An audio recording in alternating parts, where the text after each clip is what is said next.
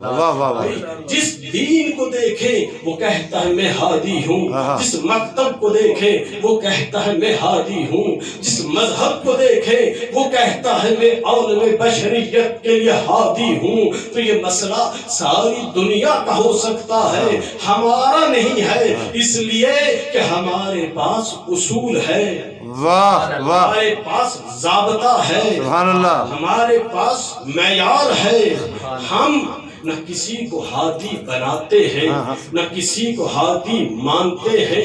ہم تو یہ دیکھتے ہیں کہ پیغمبر اسلام صلی اللہ علیہ وآلہ وسلم نے کسے اپنے بعد ہادی مقرر کیا ہے. سبحان اللہ. سبحان اللہ. تو بس ہمارا عقیدہ یہ ہے، ہمارا ضابطہ یہ ہے، ہمارا معیار یہ ہے کہ ہادی وہ ہوگا جسے رسول خدا ہادی کہیں گے. ہم ہادی بنائیں گے نہیں، ہم ہادی مانیں گے، اور صرف اس کو مانیں گے جسے رسول خدا ہادی کہیں گے. اب اگر اس عقیدے کے اوپر دنیا ہمیں کافر کہتی ہے تو کہتی رہے. واہ واہ واہ. عقیدہ یہ ہے، عقیدہ یہ ہے کہ رسول خدا ہمارے لیے میزان ہے، کسوٹی ہے، ترازو ہے. وہ جسے ہادی معین کریں گے ہم اسی کو ہادی مانیں گے.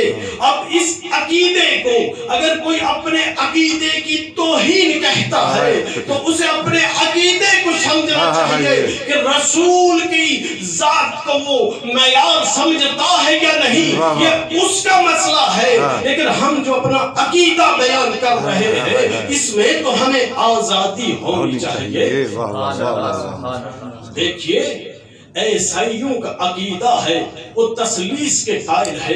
اب اگر کوئی عیسائی یہ کہتا ہے کہ ہم تثلیث کے قائل ہیں اور مسلمان تھانے میں چلا جائے اور کہے کہ اس نے توحید کی توہین نکال دی ہے، واہ واہ واہ واہ واہ واہ. توہین اور چیز ہے، اپنا عقیدہ بیان کرنا اور چیز ہے. ہمارا یہ عقیدہ ہے کہ ہم فقط اس کو ہادی مانتے ہیں، اس کو امام مانتے ہیں، اس کو رہبر مانتے ہیں جس کو رسول نے ہادی معین کیا ہو، رسول نے اپنا خلیفہ معین کیا ہو، رسول نے اپنا جانشین معین کیا ہو. اس میں کسی دوسرے کی گستاخی اور توہین کا سوال ہی نہیں پیدا ہوتا. تو ہمارا عقیدہ یہ ہے کہ پیغمبر اسلام ہمارے لیے میزان ہے، پیغمبر اسلام ہمارے لیے ترازو ہے، پیغمبر اسلام ہمارے لیے اسوہ کامل ہے، پیغمبر اسلام ہمارے لیے نمونہ عمل ہے.